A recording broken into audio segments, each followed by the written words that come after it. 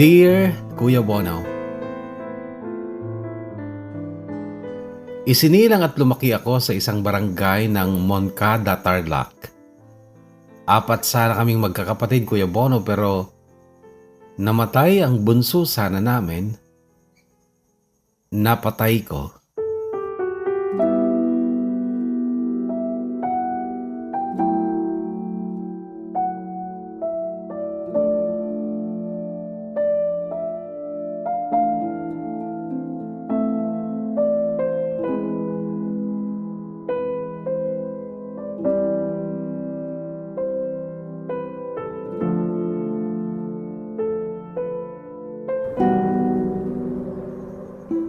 Sure ako na hindi ko sinasadya yun, Kuya Bono, dahil musmus pa ako noon at hindi ko na nga matandaan yon. Hindi rin ikwento sa akin ni Mama at ng dalawa kong nakatatandang kapatid ang tungkol doon. At narinig ko lang yun mula sa bibig ng galit na galit naming ama noong grade 5 na ako sa elementarya. So parang ako na ang naging bunso. Sinundan ko si Kuya Marion at panganay si Kuya Martin. Silang dalawa, Kuya Bono, ay parehong bakla. Magkaiba lang ng estilo. Si Kuya Martin na panganay namin ay ladlad. Trans woman ang tawag niya sa sarili niya. Si Kuya Marion naman ay disente. Hindi siya nagme-makeup at hindi nagdadamit ng pangbabae. Maayos din ang kilos pero halata mo pa rin na siya ay malambot. Silang dalawa, Kuya Bono, ay parehong nagtapos ng kolehiyo. Kahit na noong mga panahong yon ay wala na sa piling namin ang aming ama. Nasa piling na siya ng iba. Iniwan niya si Mama at kasali kaming magkakapatid sa dahilan ni Papa kung bakit na demonyo siyang iwanan kami.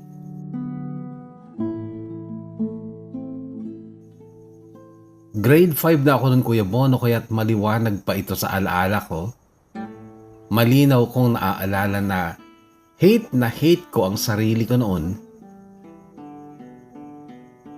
Sa mura kong edad na 11 noon ay iniisip ko pa ngang magpakamatay dahil sinisisi ko ang sarili ko kung bakit kami naghihirap kasi nga iniwan kami ni Papa.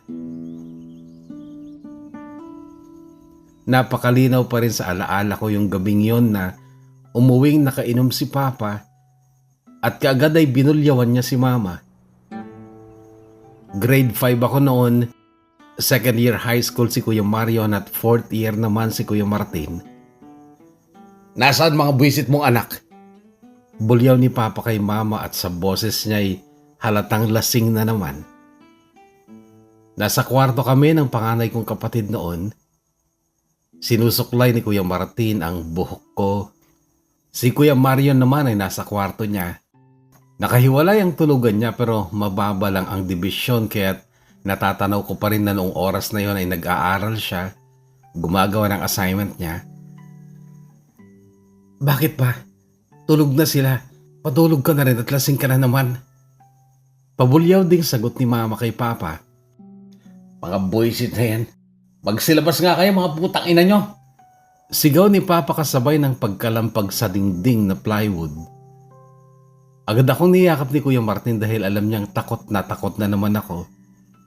Sila kasi sanay na sa gawain ni Papa kapag nalalasing siya.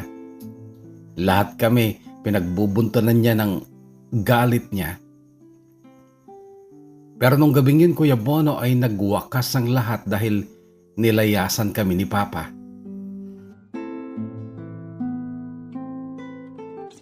Matagal pa ang pag-aaway na yun nung gabing yun, Kuya Bono, pero hindi ko na matandaan yung ibang sagutan nila dahil sobra akong nalito sa narinig ko kay Papa na sinapian daw ako ng dyablo at napatay ko daw ang kapatid ko.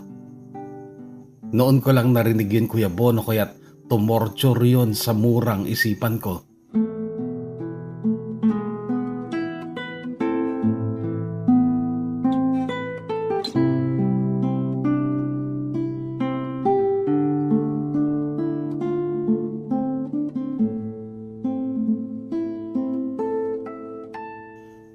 Mula noon hindi na ako natahimik.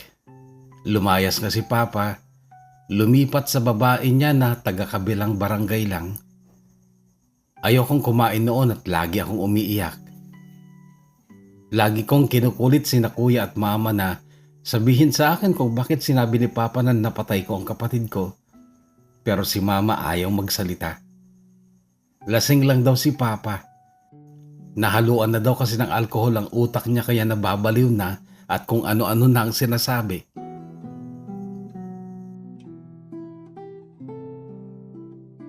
Alam ko noon pa man na may nakababata sana akong kapatid. May mga litrato akong nakita sa nakatagong photo album. Mga litrato ng baby na nakaburol at noon ko pa rin naitanong kay mama kung sino yon. At sinabi niyang bunso daw sana namin pero maagang nawala dahil daw sa sakit. Ayoko na rin pumasok sa school noon, Kuya Bono. Sina Robin at Elsie madalas nasa bintana ng kwarto namin ni Kuya Martin. Pilit akong nililibang at inaayang pumasok na sa school. Sila ang mga kaibigan ko mula pa nung kinder kami. Pero hindi ko sila kinakausap. Sa halip ay pinagsasarahan ko sila ng bintana. Nagkukulong lang ako sa kwarto at ayoko ning kumain bagay na sobrang pinag-alala ng mama ko. Hanggang sa isang araw ay, "Sige Marley, sasabihin ko sa iyo ang totoo pero promise mo na kakain ka na at papasok ka na sa eskwela ha." Tumango lang ako noon kay mama. Hindi mo kasalanan yun anak. Kasalanan ko. Maliit ka pa noon at mataba ka kasi dati.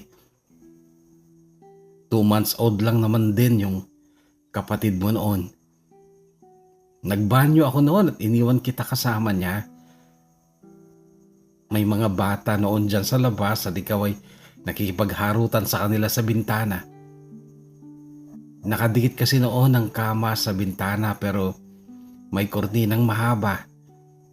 Siguro hinawi mo yung kortina para makadungaw ko sa bintana at natapakan mo yung laylayan ng kortina at nawalan ka ng balanse. Nabuwal ka sa ibabaw ng baby, nadaganan mo siya. Pagpasok ko galing sa banyo, nakita kong bumabangon ka pero nakatakip sa iyo yung natanggal na kortina at si baby wala na. Pero anak, aksidente yon. Alam yun ng papa mo. Hindi totoong sinapian ka ng masamang espiritu o ano paman. Huwag kang nakikinig sa papa mo dahil siya ang totoong demonyo. Huwag mo nang isipin yun, Marley, anak ha. Wala kang kasalanan. Baby ka pa lang din noon at hindi mo yan sinasadya. Bakit po galit na galit sa akin si papa? Kasi nga bobo yung papa mo. Nagpapaniwala siya doon sa kaibigan niyang manghuhula. Hindi naman totoo yung mga hula-hula na yan. Ano po bang hula sa kanya? Yun daw pang-4 niyang anak kung lalaki, siya daw ang magiging swerte sa kanya. Yun daw ang anak na ikalulugod niya. Lalaki po ba yung baby? Oo, lalaki. Pero Marley anak, kalimutan mo na yun. Matagal na yun at hindi mo yun sinasadya. Huwag mo na rin ikukwento kahit kanino, kahit kina Abin at Elsie ha. Mabuti pa kumain ka na. Kasi hindi bagay sa'yo mapayat anak. Mas cute ka kung taba-ching-ching ka.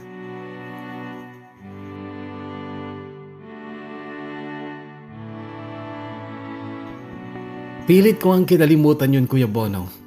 Dati, bago ko nalaman yun ay magiliw ako sa mga baby.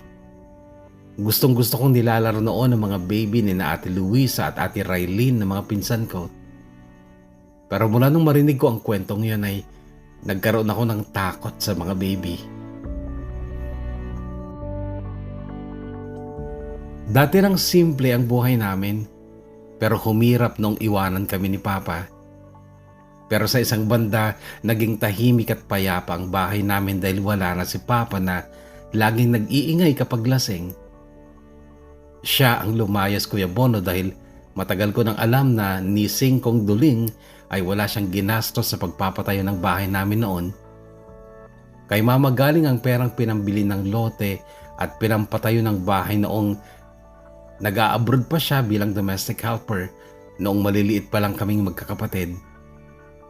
Lola namin sa mother's side ang nag-aalaga sa amin noon habang matagal na nasa abroad si mama. Pero nung mag-for good na si mama ay lumipat naman si lola sa isang anak niya sa Ilocos Sur.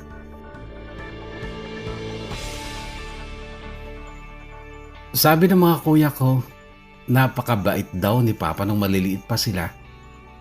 Pero simula nga nung mawala yung bunso sana namin, nagsimulang magbisyo si Papa at nagsimula din ang laging pag-aaway nila ni Mama. Nung una daw, api-apihan si Mama pero simula nung tumawag ng barangay tanod ang pinsan kong si Ate Raylene na barangay si Papa. Noon nagkaroon ng tapang si Mama. Kapag ganong inaaway siya ni Papa ay lumalaban siya. Malaking babae si Mama kaya't hindi siya gaanong dihado kapag nag-aaway sila ni Papa. At dahil si Mama ang laging nasa bahay, alam niya kung saan nakatago ang mga patalim at siya ang unang nakakahawak noon kapag nagiging agresibo si Papa. Mahina din si Papa kapag lasing siya kaya't madalas ay natatalo siya. Maraming beses siyang itinali ni Mama Kuya Bono na parang baboy sa upuang kahoy. Makakatulog siya doon na nakagapos para hindi niya kami masaktan. Sa umaga, kakalasin din ni Mama ang tali kapag alam niyang hindi nalasing si Papa.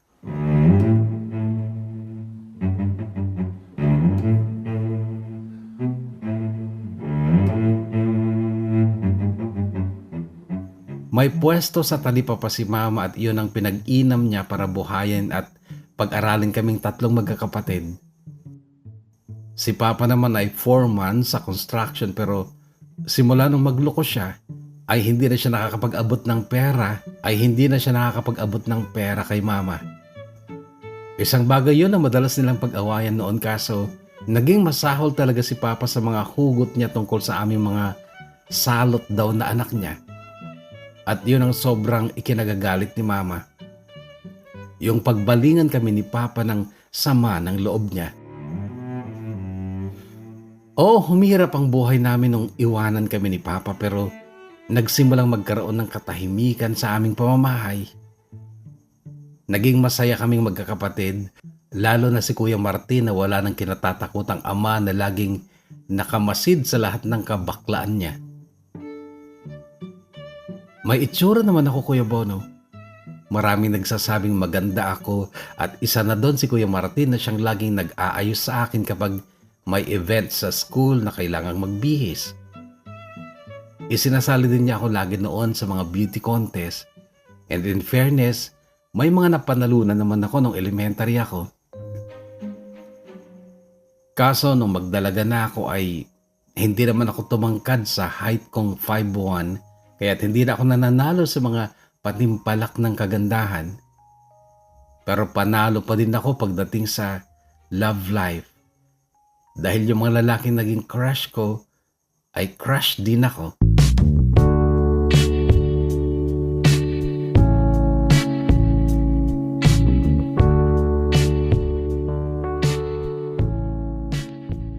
Unang boyfriend ko si Taylor nung third year ako sa high school. College na kasi noon si Kuya Marion na siyang naging napaka-stricto noon sa akin nung pareho pa kami ng school na pinapasukan. Lagi siyang nakabantay sa akin kaya't kahit second year pa lang kami noon ay nanliligaw na sina Taylor, Daniel at Ram ay hindi ko masagot ni isa man sa kanila dahil malilintikan ako sa kuya kong Paminta. Paminta, Kuya Bono, ang term ng mga beki sa isang bakla na nagkukunwaring lalaki. Ganon si Kuya Marion. Si Kuya Martin naman na mas nakilala sa pangalang Nina dahil sa pangalan ng idol niyang Miss Universe Philippines 2000 na si Nina Richie Alagao ay naging kontisera sa mga gay beauty pageant kahit na ni minsan ay pinahiya pa siya ni Papa sa isang contest sa barangay. Rumarampas si Kuya Martin noon sa stage nang batuhin siya ni Papa ng bote ng beer. Nabarangay na naman noon si Papa pero hindi yun nagpatigil sa hilig ni Kuya na sumali sa mga pageant kahit na hindi naman nananalo ng major awards. Basta gustong-gusto lang niya magdamit at mag-ayos babae.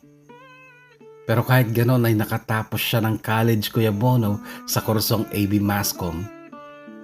Kaya lang hindi naman niya nagamit dahil mas ginusto niyang magtrabaho bilang hairstylist sa parlor ng kaibigan niyang si Kuya Nicky. Si Kuya Mario naman ay cum laude pa sa kursong HRM at kaagad din siyang nakapagtrabaho sa isang 5-star hotel sa Maynila. While ako naman ay kumuha ng kursong tourism dahil noon ay pangarap ko namang maging flight attendant kahit na 5'1 na ako noon, while 5'2 ang minimum height requirement sa mga major airlines. Wala naman kasi akong ibang gustong kurso noon, Kuya Bono, kaya't kahit alanganin ay yun ang kinuha ko. Pero aminado din ako na hindi ako masyadong nagseryoso sa pag-aaral dahil dati pa man ay alam kong hindi ako kasing talino ng Kuya Marion ko. Pasang-awa nga lang halos ang mga grades ko. Samantalang si Kuya Marion, kapag nagka 1.5 ang grade sa isang subject niya, hindi na siya matahimik. Hindi naman kami pressure ni Mama sa pag-aaral namin noon. Okay lang sa kanyang mababang grades, huwag lang bagsak. Si Kuya Marion lang naman ang nang-pressure sa sarili niya noon kasi nag-set siya ng standard para sa sarili niya. Ako noon, happy-go-lucky lang. Ini-enjoy ko lang ang masasayang araw ko sa school kasama ang mga friends at secret love kong si Ram. Classmate ko si Ram since first year high school kami. At noon ko pa siya crush kasi siya ang pinakamatangkad sa klase at isa sa mga pinakagwapo. At athlete siya sa larong football at taekwondo. Kasali siya sa provincial team ng football kaya't kapag may palarong pambansa noon ay matagal siyang wala sa klase. Third year kami sa high school nung ma-corner ako ni Taylor na siyang pinakagwapo sa mga crush ko. Amerikano kasi ang tatay ni Taylor kaya't iba talagang itsura niya. Wala kasi si Ram noon, nasa provincial meet na ginanap sa San Jose, Tarlac. And that time ay magbe-birthday si Taylor at sabi niya, ang pinakagusto niyang regalo sa 15th birthday niya ay ang matamis kong oo. Kaya umoo na rin ako.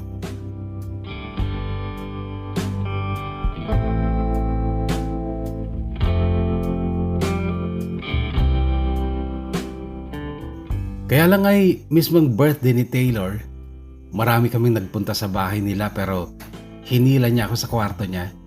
Saglit lang daw. Sumama naman ako pero pagpasok namin ay kaagad niyang nilakang pinto. Niyakap at hinagkan ako. Nabigla ako nung una kasi first time ko noon ang mahagkan ng ganon sa labi.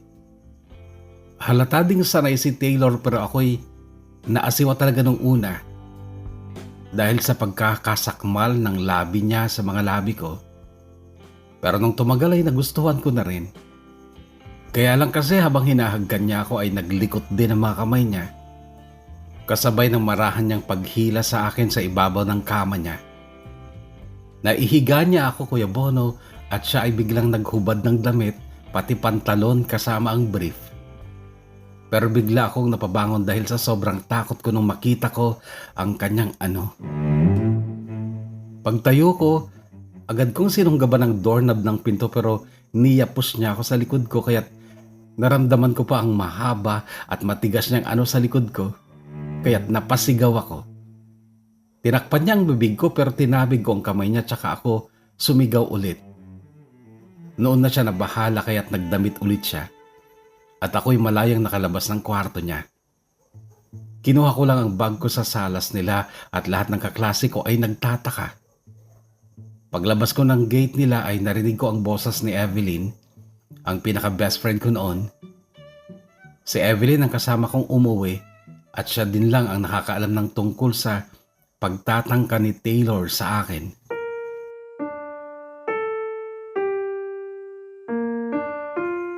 Nag-decide ako noon na i-break na lang si Taylor kinabukasan sa school pero naunahan niya ako. Kinaumagahan kasi, papasok pala ako ng classroom ay humarang sa pinto ang dalawang lalaking barkada ni Taylor. Hawak nila ang isang kartulinang puti na may nakasulat na, "Please forgive me." Then ilan sa mga klase ko ay nag-chorus sa pagkanta ng "Please Forgive Me" ni Bryan Adams. Kasabay naman ang paglabas ni Taylor mula sa likod ng pinto na may hawak na 3 red roses.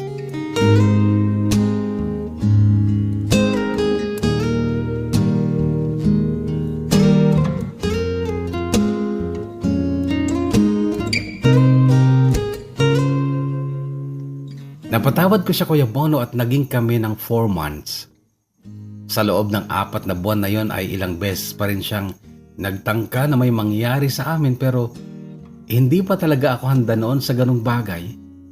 Lalo na kapag naaalala ko yung laki ng ano niya. Hanggang sa bumaling na lang siya sa iba. And that made my first relationship really sad and painful.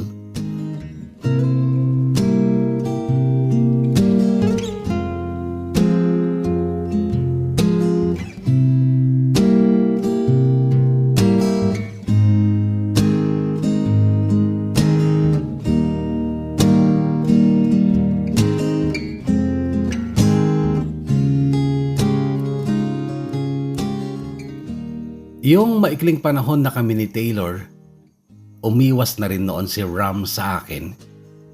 Pero nang wala na kami ni Taylor, kinibon na ulit ako ni Ram at unti-unti ay naging close ulit kami ni Ram hanggang college dahil kung anong kursong in-enroll ko, yun din ang course na in-enroll ni Ram.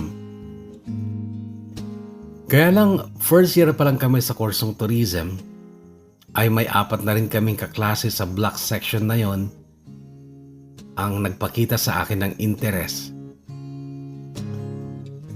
Sina Geoffrey, Ryan at Vincent. Pero hindi nagtagal ay sumuko din sina Geoffrey at Ryan dahil binuli sila ni Vincent na liban sa mayabang at sanggano ay apo pa ng presidente ng eskwelahan. Mayroon ding 5 lalaking alagad si Vincent sa klase namin.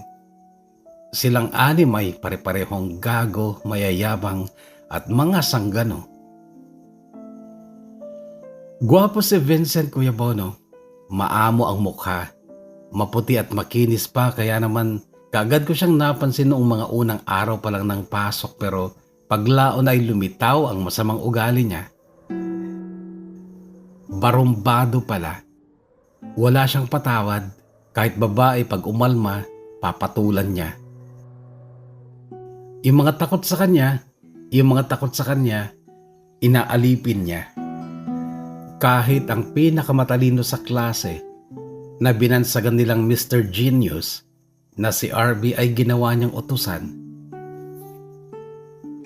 Mukha kasing bata si RB, lalo na kapag hindi niya suot ang salamin niya sa mata. Baby face siya, cute, mukhang babae, at hindi rin katangkaran, pero siya ang pinakamatalino sa klase sa halos lahat ng subjects. Pero inaalipin lang siya ni Vincent kasi takot na takot siya kay Vincent. Napaka-weird na siya si Mr. Genius, pero alipin siya ni Mr. Bully na si Vincent.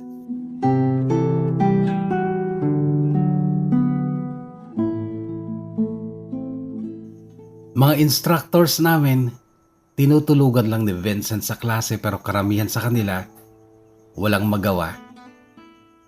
At least, hindi siya nang babastos ng instructors.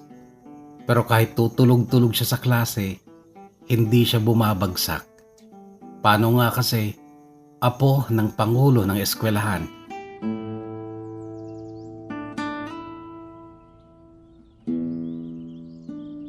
Takot din kay Vincent mula nung malaman kong apo siya ng presidente. Ang tanging nakakagalaw lang doon kay Vincent ay ang kuya niyang student leader noon at ang tito niyang paminta din, si Sir Pablo na naging professor namin sa English. Halatang paminta si Sir Pablo kahit na may bigote siya at maskulado ang katawan, Pero kumukulot kasi ang boses. Sila lang ang kinatatakutan ni Vincent sa buong pamantasan. Sina Kuya Mikey na student president at ang tito niyang si Sir Pablo. Minsan nga, sinapak siya ni Kuya Mikey sa classroom namin. May isang lalaking kaklase namin noon ang tumawa nung sinuntok si Vincent ng Kuya Mikey niya. Pero pag alis ni Kuya Mikey, sinapak naman ni Vincent yung estudyanteng tumawa. Halos lahat ng estudyante takot kay Vincent, liban lang kina Kuya Arnold at syempre si Ram. Pinakamatangkad si Ram sa klase namin at dati nang matikas ang pangangatawan niya dahil nga athlete siya sa football at taekwondo, kaya naman 75% scholar siya noon. Hindi siya ginagalaw ni Vincent. Marunong naman kasing kumilates si Vincent nang bibiktamahin niya. At sa tindig at galaw ni Ram, alam niyang hindi siya makakaporma. Bentahe ko naman yun kasi nga lagi kong kasama si Ram liban lang sa mga araw na may practice o laban ang team nila at hindi siya nakakapasok sa klase. Kaya nga hindi rin ako laging safe noon kay Vincent at napilitan din akong pakisamahan na lang siya. Lagi siyang nakatingin sa akin noong una pa lang. Kapag nakakasalubong ko, nakatitig siya sa mukha ko. Bagay na hindi naman niya ginagawa kahit sa mga babaeng mas maganda pa sa akin, gaya ni Katrina, Celine at Maha. Lalo na si Maha na morena pero kakaiba ang kagandahan niya. Simple pang magdala at napakahinhin niya. Pero hindi ko nakitang sinulyapan ni Vincent si Maha. Kaya naman nung una pa lang ay inassume ko na rin talaga na may gusto talaga sa akin si Vincent.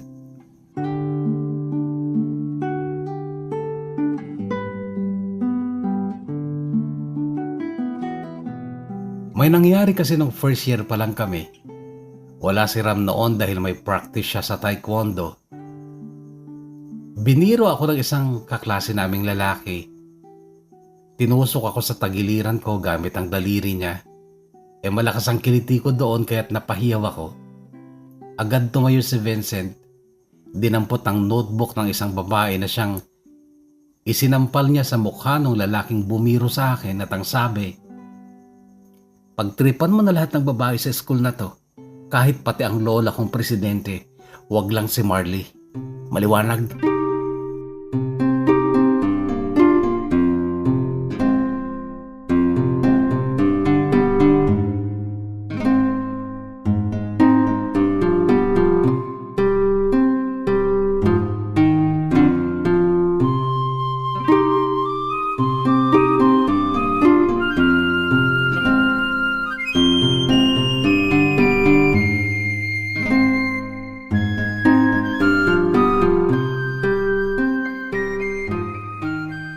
Mula noon, hindi lang ako ang nag-assume na may espesyal na pagtingin si Vincent sa akin, kundi lahat ng kaklase namin. Pero hindi naman siya lumapit o dumiga kaagad sa akin. Hindi ko alam ang dahilan kung takot ba siya kay Ram na laging nakagwardya sa akin o may iba siyang dahilan. Pero maging anuman yung dahilan niya, wala din akong pakialam. Pasalamat pa ako noon dahil hindi niya ako kinulit nung first year at second year kami. Dinaan lang niya ako sa patingin-tingin niya.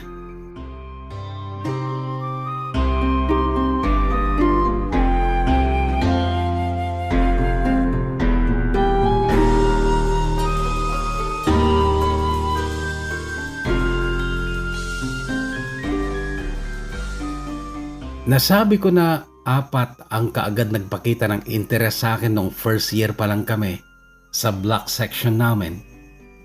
Sina Geoffrey, Ryan at Vincent at isa pang nung una ay nagtago sa pangalang Anonymous. Sa sulat naman siya nagpaparamdam, sulat na dumadaan pa sa koryo at laging computerized, liban lang sa drawing ng baliktad na puso. Nasa taas ang tulis at siyang ginawa niyang letter A para sa salitang Anonymous. Unang sulat na natanggap ko mula sa kanya ay dumating bago magtapos ang first semester nung first year kami. At hindi ko itinapon ang lahat ng sulat niya, Kuya Bono, dahil magaling siya magsulat. Sensible siya, ramdam mo yung damdamin niya sa mga sulat niya. Sa totoo lang, na-curious talaga ako kung sino siya sa mga kaklase kong lalaki. Sinabi niya sa unang sulat pa lang niya na kaklase niya ako sa block namin. Kaya naman naging mapag-obserba ako noon sa mga boys at wini-wish ko pa noon na sana siya si Gian. Ang pinakasimple at pinakatahimik sa classmate namin. Kakaibang kagwapuhan ni Gian, Kuya Bono. Moreno siya pero napaka-healthy ng skin at buhok niya. Tingin ko, siya din ang pinaka-fresh at pinaka-mabango lagi sa mga boys. Hindi mo siya maririnig na mag-iingay sa klase, liban lang kapag tinawag siya para mag-recite. Napakanit din niyang manamit at halatang may kaya sila base sa mga gamit at damit niya. Naging suspetsa ko siya bilang anonymous dahil madalas ko din siyang mahuling nakatingin sa akin. Pero hindi niya matagalan ang titig ko. Agad siyang babawi o lilingon sa ibang direksyon. So 3 silang tahimik pero halatang may interes sa akin. Si Anonymous na sa sulat lang nagpaparamdam ng pagmamahal at alam ko ngang si Gian siya. Si Vincent naman na sa titig at gawa din nagpapahalata. At isama mo na rin si Ram na sa kilos at galaw lang nagpaparamdam ng pagmamahal noon. Hindi siya nagsasalita, lahat dinadaan niya sa gawa. At silang 3, Kuya Bono, ang dahilan kung bakit wala akong naging official boyfriend mula first year hanggang 3rd year college. Kasi nakiramdam ako at naghintay kung sino sa kanila ang hayagang magtatapat ng damdamin nila sa akin.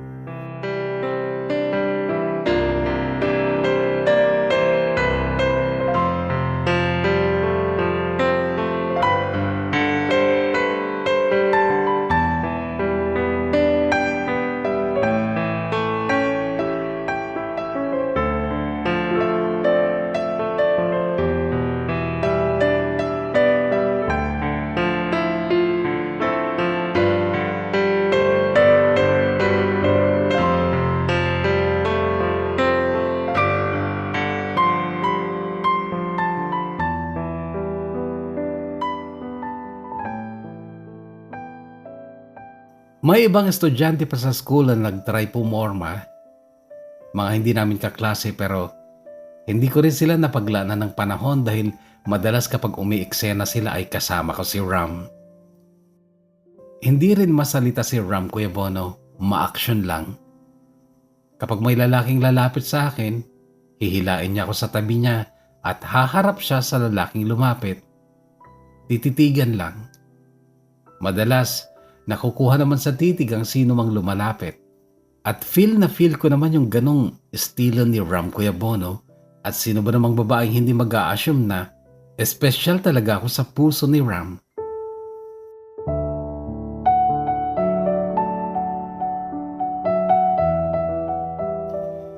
Feeling safe ako lagi, Kuya Bono, kasi kasama ko lagi si Ram lalo na sa mga araw na may pasok.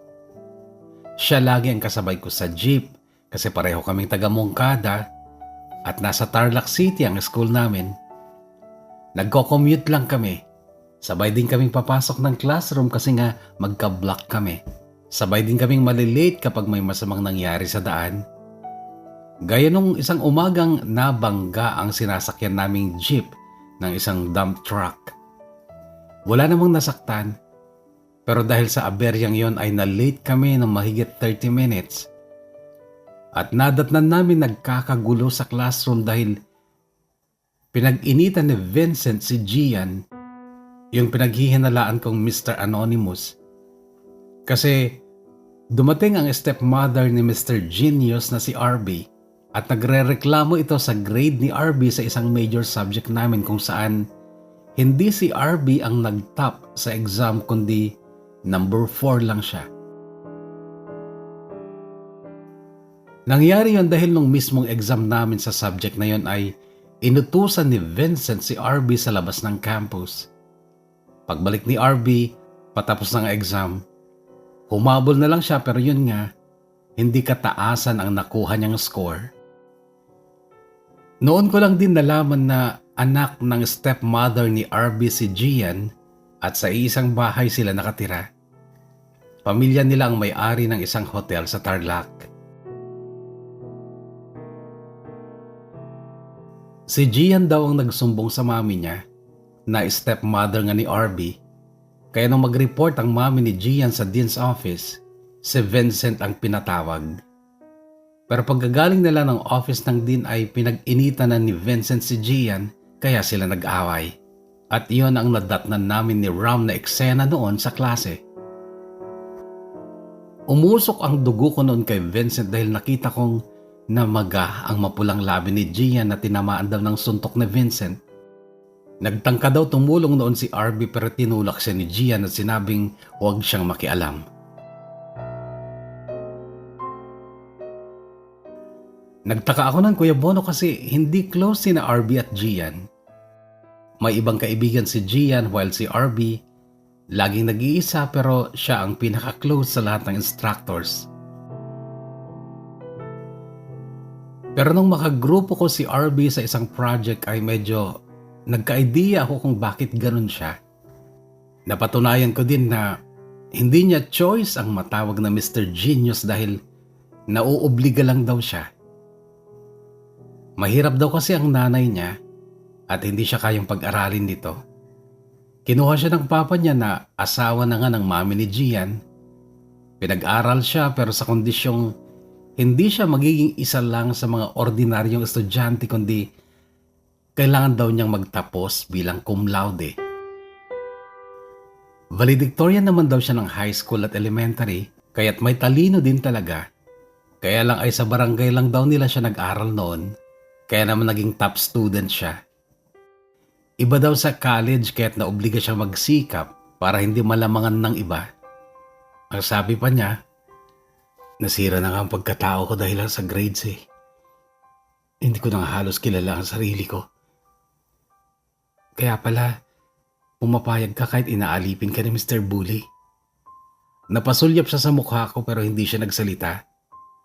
Kaya lang, napansin kong parang maiiyak siya. Parang gusto ko siyang iyakapin noon, Kuya Bono, kasi ang pogi niya at napaka-inosente na mukha. At oo, naaawa ko sa kanya. Kasi nakikita kong noon pa lang ay napakalungkot ng buhay niya.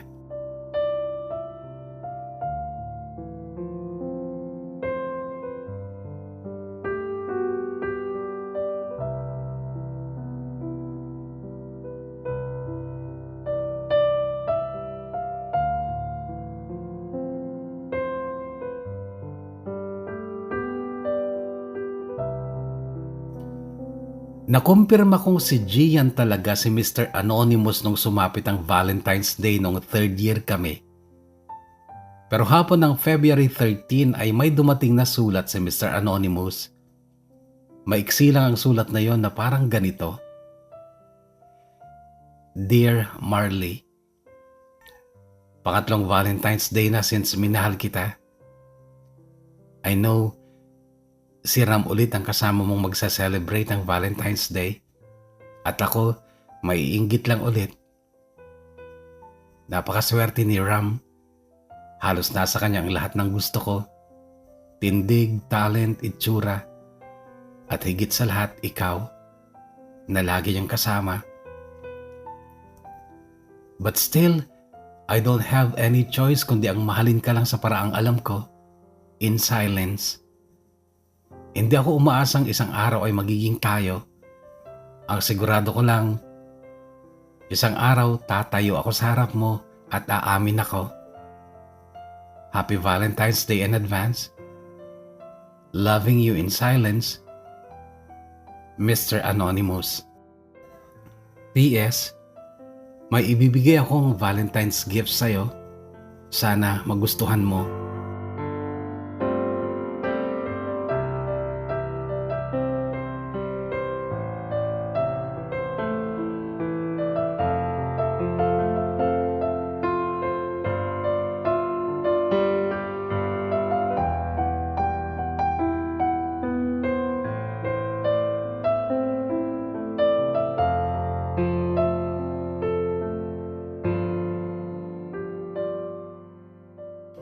Kinabukasan Kuya Bono, Valentine's Day sa loob ng classroom.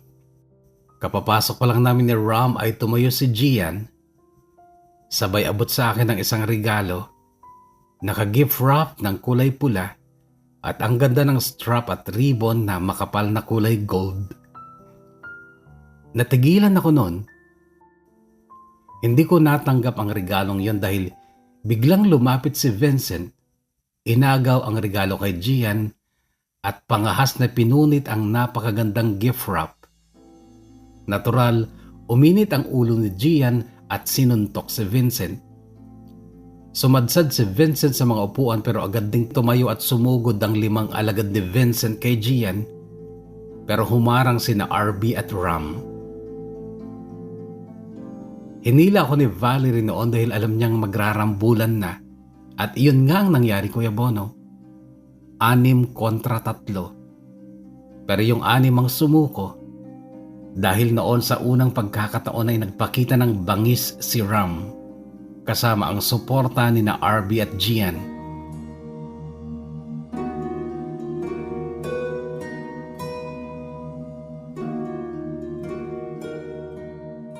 Kaya lang napuruhan si Ram ng palo ng baseball bat ni Jenrick, isa sa 5 alagad ni Vincent. Dinala sa ospital si Ram noon dahil hindi na makalakad kasi sa binti ang tama niya. Pero kahit pilay na noon si Ram ay napatumba pa rin niya mga kalaban niya. Nung dalhin si Ram sa ospital, naiwan kami sa guidance office. Kaming lahat na involved sa gulo. Oo, kasama ako dahil nga para sa akin yung regalong naging ugat ng away pero walang ibinigay na parusa sa akin, and for the first time ay napatawa ng disciplinary action si Vincent kahit apo siya ng presidente. Suspended sila, maging sina Gian at RB at si Ram, syempre pati ang 5 alipores ni Vincent.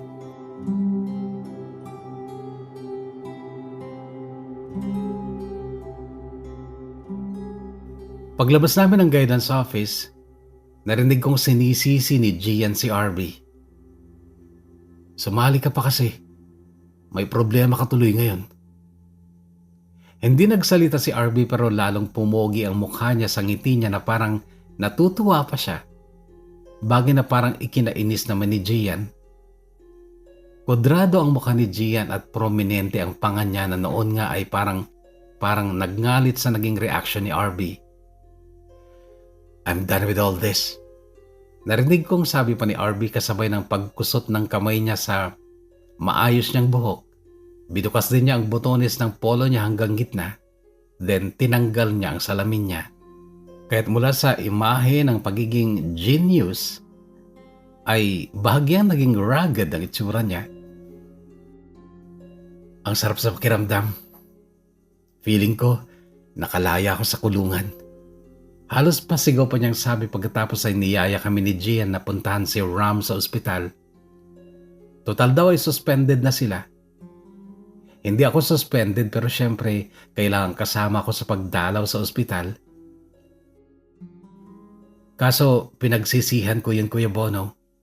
Pinagsisihan ko ang pagpunta sa ospital dahil sa ward kung saan nakapwesto ang kama ni Ram ay nakita ko ang 2 babae. Yung isang babae, hawak pa nito ang kamay ng nakahigang si Ram at parang umiiyak pa ito.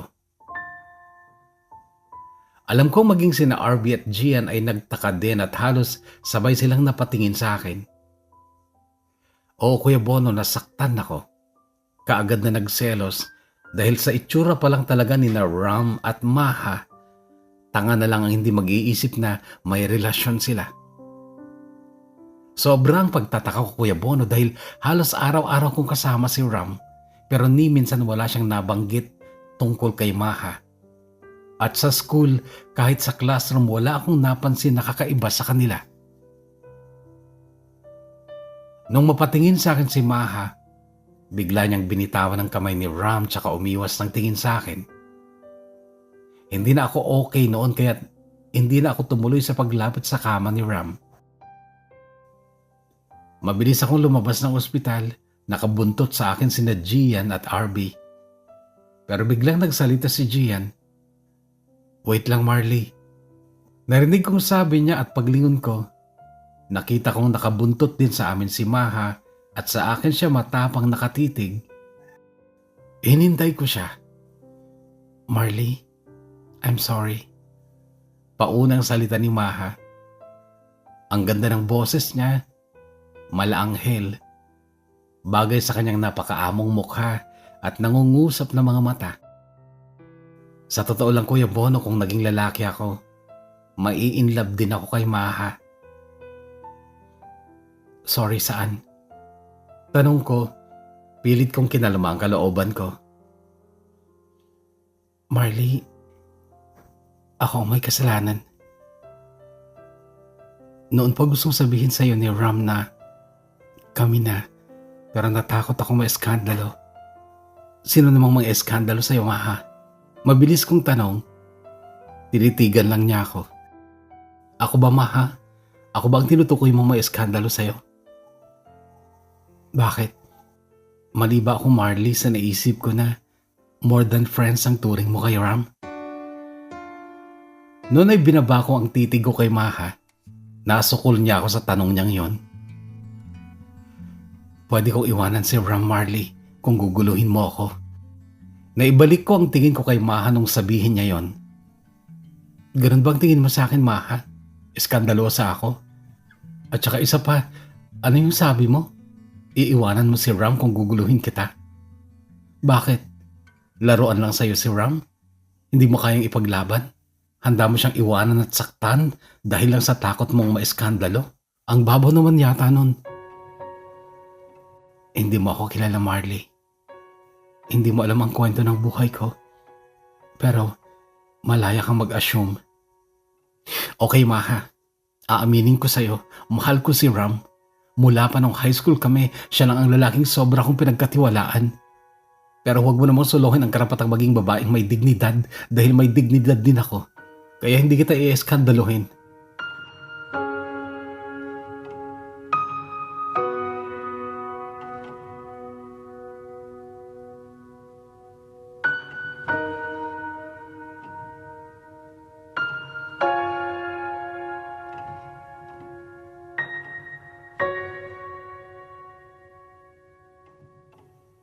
Natagpuan ko ang sarili kong umiiyak sa ilalim ng isang puno sa gilid ng ospital. Nasa bandang kaliwa ko si RB pero medyo malayo siya at may kausap siya sa phone niya. Mas malapit sa akin si Gian na nasang kanang bahagi ko naman. At gusto kong yumakap at umiyak sa malapad na dibdib ni Gian pero alam kong wala akong karapatang gawin yun. Binantayan nila akong umiiyak hanggang sa kinausap ni Gian si RB. Nagpaalam ito. Mauna na raw siyang uuwi. Pero unang hakbang pa lang ni Gian palayo ay tinawag ko siya.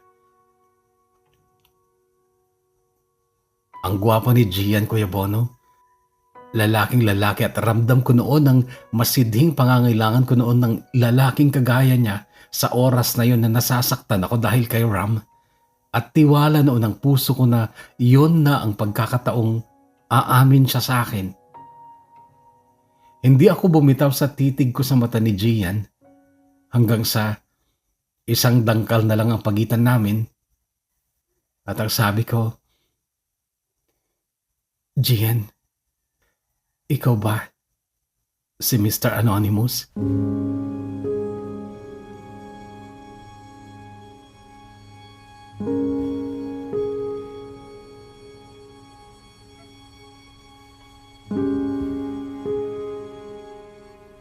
Hindi nakasagot si Gian dahil napalingon siya sa lalaking sumigaw sa pangalan ko. Paglingon ko, nakita ko si Vincent. Mag-isa lang siya at ang bilis ng mga hakbang niya palapit sa amin habang isa-isa niyang tinatanggal ang mga plaster sa mukha niya. Galing siya sa loob ng ospital at siguro'y nilapatan din ng gamot ang mga sugat niya dahil sa mga suntok ni Ram. Nagulat lang ako nung biglang hablutin ni Vincent ang kamay ko at hinila ako palayo kay Gian. Saglit na tumingin lang si Gian sa amin. Hinayaan niya akong hilain ako ni Vincent palayo sa kanya. Pero sa likod ko ako nakatingin at nakita kong lumakad na palayo si Gian.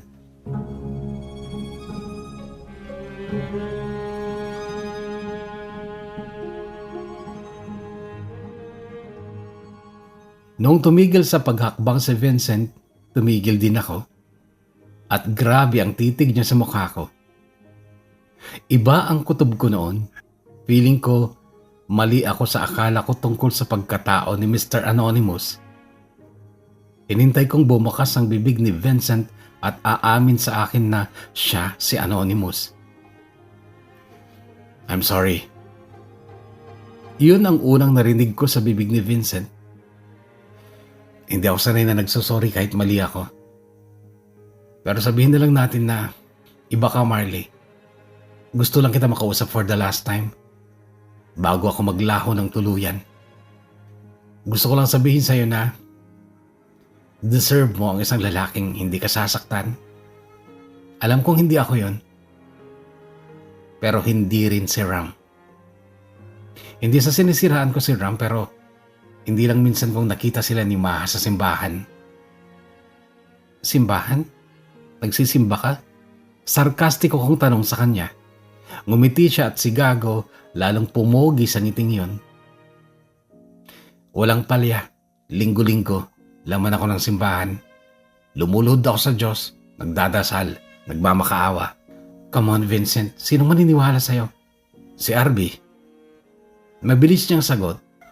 Si Arby? Ulit ko pero titig lang niya ang tinugon niya. Anyway, Vincent, curious lang ako. Alam mo ba kung sino si Mr. Anonymous? Ikaw ba yon? Oo, ako nga.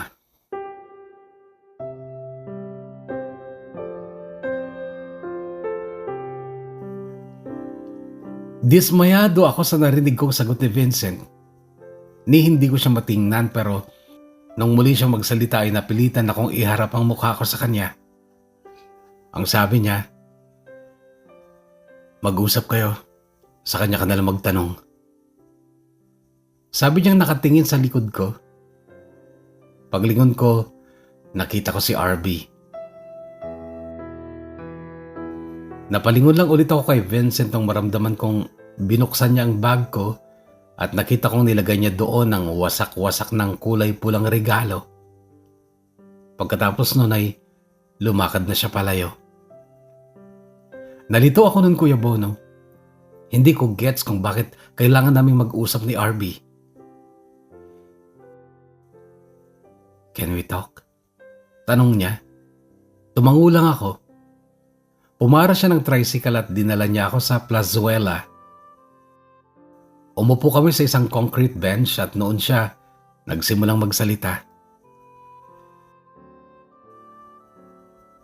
Hindi mo makakalimutan ang araw na to, Marley. Habang umiiyak ka kanina, tinawagan ako ni Vincent. Akala ko, ginagago lang ulit niya ako. Pero totoo pala. RB, feeling ko wala ako sa tamang mood ngayon para sa paligoy-ligoy na kwento. Pwede, diretsahin mo na. Okay. Bahagi ng pagpapaalipin ko kay Vincent ang pagsulat sa'yo. Siya si Mr. Anonymous. Pero puso at isip ko ang gamit ko sa pagsusulat sa'yo. Yung damdamin ko sa mga sulat ko, damdamin ko yon. Dahil mahal kita, Marley, noon pa. At mas lalo na ngayon dahil alam kong kailangan mo ng tutulong sa'yo para mabawasan yung sakit na dulot sa'yo ni Ram. Nalilito pa rin ako, RB. Parang ikaw ang tagasulat pero si Vincent pala ang Anonymous. Matagal na ako nakatali sa pangba-blackmail ni Vincent sa akin. Blackmail? Okay. Alam kong kailangan kong maging honest sa'yo kasi mahal kita. At kailangan mo akong makilala ng lubusan. Marley, di ba dati mo nang alam na may obligasyon ako sa stepmother ko na nagpapaaral sa akin? There was a time na bumaba ang grades ko sa English. Sinadya ni Sir Pablo na ibaba ang grades ko kasi gusto niya ako. In short, nakarelasyon ko sa Sir Pablo. Alang-alang sa grades. At nahuli kami ni Vincent kasi uncle niya sa Sir Pablo. Yun, blinakmail niya na ako. Ikakalat daw niya sa school yung pagpatol ko sa uncle niya. Para yun lang. Tsaka isa pa, ikaw lang bang masisira kung sakaling mabunyag kayo ni Sir Pablo? Di ba mas lalo na siya kasi professor siya? Hindi na tinatabla ng chismis sa Sir Pablo. Kasi hindi lang naman ako. Marami na kami. Tsaka sila ang authority sa school. Kamag-anak niya ang presidente. At isa pa, may malaki din akong kasalanan kay Vincent na hanggang ngayon pinagbabayaran ko pa. Ikaw, may kasalanan kay Vincent? Oo. Ano? Anong kasalanan mo sa kanya? Fourth year high school kami nun. Magkaklase, magkaibigan. Yung girlfriend niya, si Mariel, nagkagusto sa akin. Gusto ko din si Mariel at dala ng pagiging immature pa nun, naging kami. Noon na nasira ang pagkakaibigan namin ni Vincent. Noon na siya naging gago. Nung masahol na siya, kaya niya nang pumatay ng tao. Nakipaghiwalay ako kay Mariel. Hindi natanggap ni Mariel yon. Nag-suicide siya. Uminom ng lason pero hindi namatay. Hanggang ngayon, ginagamot pa rin siya sa ospital sa Maynila. Mahal na mahal ni Vincent si Mariel. Tuwing Sabado, lumuluwas ng Maynila si Vincent para dalawan si Mariel. Lahat na rin ang paraang maisip ni Vincent para gumaling si Mariel, ginawa niya na kahit imposible. Sabi niya, maghahanap daw siya ng himala. Gumaling lang si Mariel.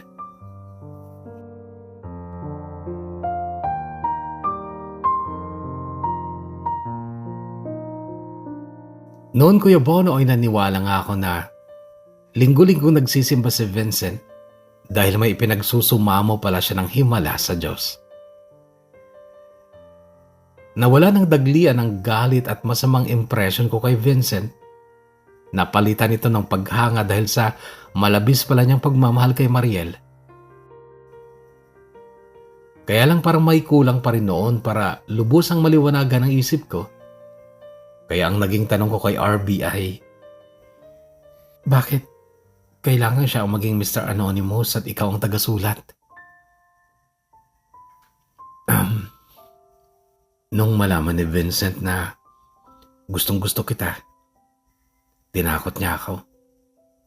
Sabi pa niya, para daw maramdaman ko naman kung paano maagawan. Parang ginantihan niya ako at inutusan niya akong gumawa ng mga sulat para sa'yo. At siya na lang daw ang bahalang magbulgar kung sino siya pagdating ng tamang araw. Pero sa tuwing nagsusulat ako, hindi ko siya iniisip. Iniisip kita. At yung damdamin ko para sa'yo ang binubuhos ko sa mga sulat ko. Marley, mahal kita. 3 taon na. Pero hindi ako umaasang magugustuhan mo ako. Lalo na't alam mo na yung kwento ng buhay ko. Pati yung mga nagawa kong mali. Kailangan lang din kitang makausap kasi mula bukas, hindi mo na ako ulit makikita dito sa Tarlac. Masaya pa rin ako, Marley, kasi nakilala kita at nakausap kita ng ganito. Hindi man siguro makakalimutan kahit kailan, pero makaka-move on din siguro ako someday.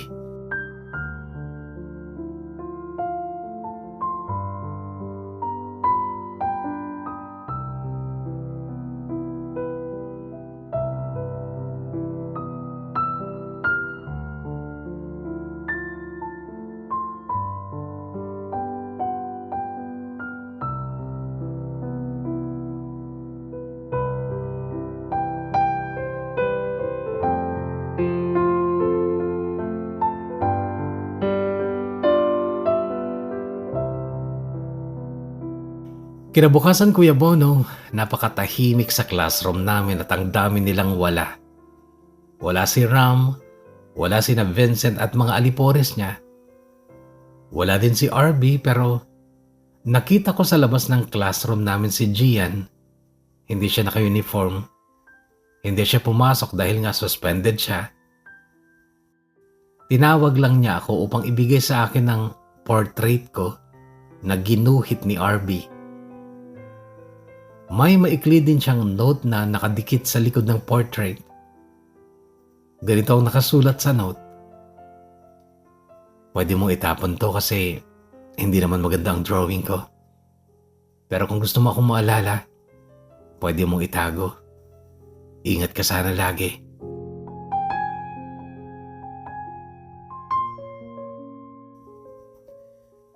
Nasaan siya, Gian? Tanong ko pagkabasa ko ng note. Umuwi na siya sa Pangasinan. Kagabi pa. Pangasinan? Oo. Taga doon ang nanay niya. Pinalayas na kasi siya ni Mami dahil dun sa gulong nangyari kahapon. Wala siyang choice kundi maghinto na lang. Pero si Gago, masaya pa. Feeling daw niya para siyang nakalaya sa kulungan.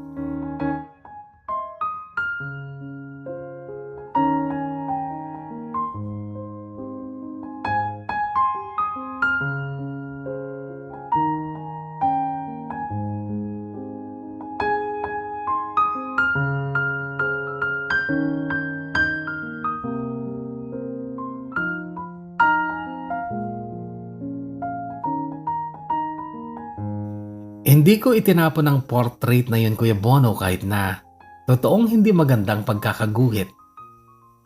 Dinisplay ko pa nga dati sa salas namin.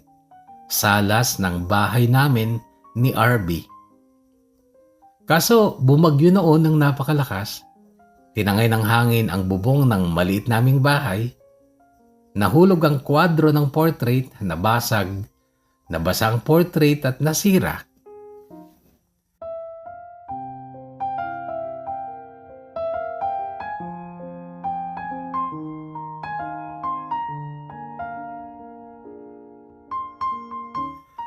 Oo, Kuya Bono, kami ni RB ang nagkatuluyan.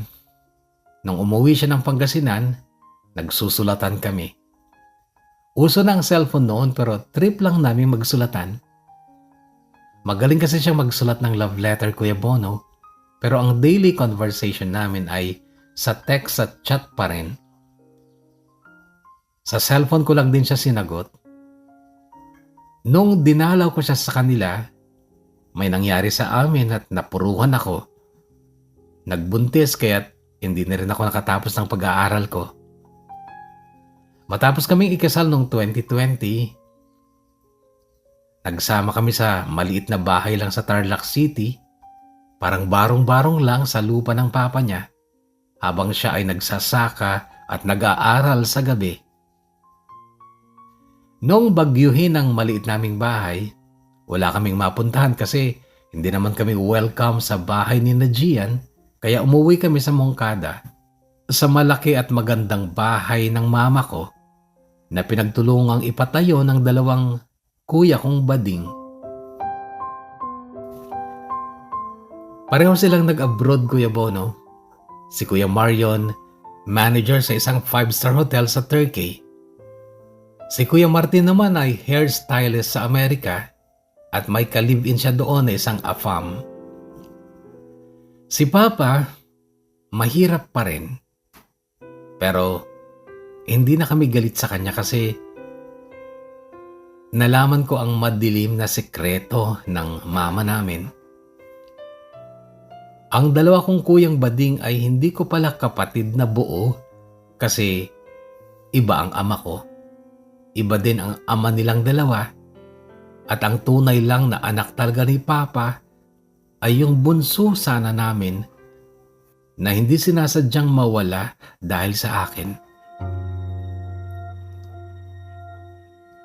Hindi na rin namin hinusgahan si Mama, pero nagawa naming puntahan si Papa upang hingian ng tawad at pasasalamat. Dati na daw niyang alam na Naglolo ko noon si mama nung nag-a-abroad pa siya, pero hindi lang siya nagsasalita dahil ayaw niyang masira ang pagtingin namin sa aming ina. Nakakawindang na pati matatanda ay nagkakamali sa mga desisyon nila. Kaya kung may mga pagkakamali man ako nung kabataan ko ay kinalimutan ko na lang. Ang mahalaga ngayon na may asawa at anak na ako, na kahawig ng asawa ko, ay iiwasan kong magkamali at ibubuhos ko ang buong buhay at pagmamahal ko sa aking mag-ama kahit na napakasimple lang ng buhay namin. Graduate na si RB at nagtatrabaho na rin sa isang maliit na hotel. At the same time ay nagsasaka din. Simpleng-simple lang kami, Kuya Bono, pero wala akong reklamo dahil tamang lalaki ang pinili ko. RB is just the man that I need. Si Ram, nagkatuluyan sila ni Maha. Pareho silang nasa Taiwan ngayon. Si Vincent, kasal na rin kay Mariel. Sa Amerika pa nga sila kinasal dahil doon na operahan si Mariel, gastos ng papa ni Vincent. Masaya na sila. Si Gian naman, single pa rin dahil masyado palang mataas ang standard niya. Si Taylor, yung first boyfriend kong half Pinoy half Kano, nakakulong daw ngayon sa Thailand matapos mahulian ng illegal drugs.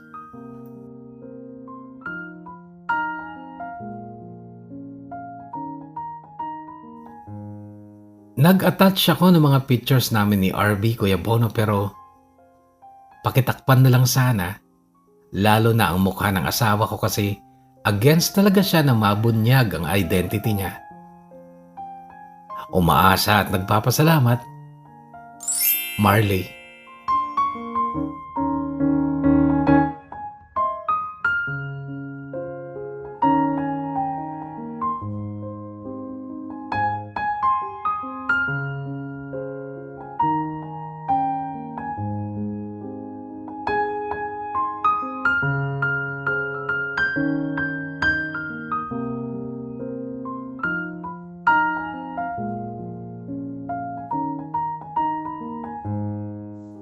Kahugad na Marley, ang pinakagusto ko sa lahat ng sinabi mo sa huling bahagi ng kwento mo ay yung kung nakagawa ka man ng mga pagkakamali ng kabataan mo ay kinalimutan mo na lang. That's true mga kahugad, sapagkat it's normal na magkamali kapag bata ka pa. Kapag teens, 18, 19, siguro hanggang 25, okay pa magkamali, ano? At kapag mas matanda ka na, marirealize mo na it's but normal. Kasi nga matatanda ka, nagkakamali din eh. Pero base sa kwento mo ay parang wala ka namang pagkakamaling malaki. Napansin ko lang na mali ka ng assumption tungkol kay Gian. Nakala mo may gusto sa'yo, pero wala naman pala. Ang pagpili mo naman sa iyong asawa ngayon ay hindi rin naman mali sapagkat ginamit mo yung puso mo. And siguro kung sabay-sabay talaga silang nanligaw sa'yo, mahihirapan ka talagang pumili. Si Ram naman, I think in love talaga siya sa'yo din ng matagal na panahon. Kaya lang, nakatagpo siya ng much better. Nang mas mahal niya, si Maha. At mabuti na lang at hindi pa kayo official na magkarelasyon nung time na naging sila ni Maha. Kundi mas masakit sana, di ba? Parang MU lang naman kayo, friends. At siguro matalino din talaga at maingat si Ram sapagkat nung una, di ba, high school kayo, ang sinagot mo ay si Taylor, siya'y wala. May meet ba? Provincial meet, something like that. Pagkatapos ng provincial meet, umuwi siya at jowa mo na si Taylor. Siyempre, hindi niya nakalimutan yon. Kaya lang siguro masyado kanyang mahal kaya bumalik siya sa'yo as a friend. And siguro kahit papaano ay nasa isip niya na baka any moment ay palitan mo rin siya. Kaya hindi niya ginawang official yung kayo. Good thing sapagkat hindi kayo nung maging sila ni Maha. Si Vincent naman ay merong napakagandang kwento rin. At ako din ay hanga dun sa pagmamahal niya kay Mariel. Thanks God sapagkat gumaling si Mariel. At sana ay makapag-share din si Mariel o kaya naman si Vincent ng kanilang story. Hopefully marinig nyo ang kwentong ito. And sino pa ba yung mga lalaki sa buhay mo? And of course, si RB ay isa ding kahangahangang lalaki and hindi talaga mali ang pagpili mo sa kanya. And tama yung sinabi mo na kung may pagkakamali ka man noong kabataan mo ay hindi mo na magagawa ngayong may asawa ka na. Sana panindigin mo yan, okay? And what else can I say? Maraming salamat na lang ng marami. Maraming salamat na sobrang dami na sa pag-share mo ng iyong kwento ng buhay at pag-ibig dito sa DKV, Dear Kuya Bono. To you, kahugot na Marley, and your husband, RB, and your cute baby. Congratulations sa inyo and God bless. At ngayon sa ating mga shoutout, nanguna sa nakaraang kwento si Jessica Espejo Lebrilla. Shoutout to you. Ganun din kay Jay Atamosa. Lansky Channel of Delphin Albano Isabela. Shoutout to you. Ganun din kay Sara Ongoko. Shoutout kanyami Kuya Bono. Dito'y Damam, Saudi Arabia. Kanayan ngagdingdingeg. Dita programam. Maliwliwa kami ken may yaw-awan iti iliw no adda ti barunga maibasam ti padas ti biyag ti maysa nga tao dita program. More power ken God bless kanayon ken ka Kuya Bono ken naragsak apan ng sangbay iti barunga tawen kanyayo a pamilya from Dexter Eclera. Agyawan Dexter. Joshua Brintin, shoutout to you. Ganun din kay Cristel Felipe, Rachel Joy Verzon, ganun din kay Ami Berte. Pa-shoutout po pati na rin yung mga avid listeners dyan sa Sitio Green Hills, San Pedro, Rizal, Kalinga from Dang Baring Gawain. Moises Deli Cruz, shoutout to you. Ganun din kay Grace and Sherwin Ablao. Shoutout kina Rachel at Genuel Apostol, Gregorio, Florence, Jill, Arlene, Hale Sky, Michael, Charles Justin. Ganun din kay Marcus John, Ron Jasper Marcelo, Grace CJ at Bea Sarmiento.